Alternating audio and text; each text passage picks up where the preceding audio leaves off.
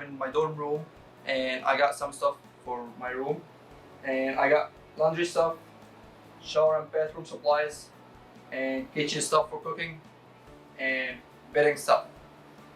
Okay, let's start with the laundry.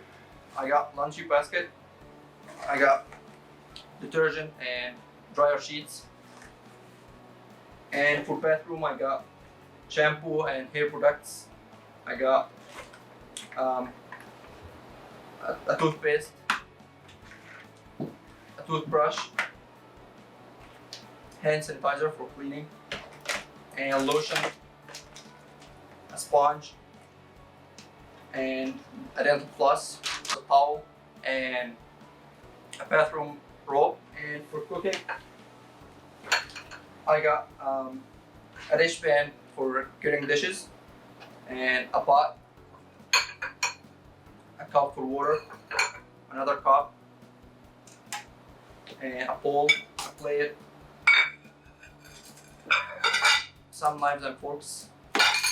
And for bedding, I got a pillow, a blanket, and another pillow.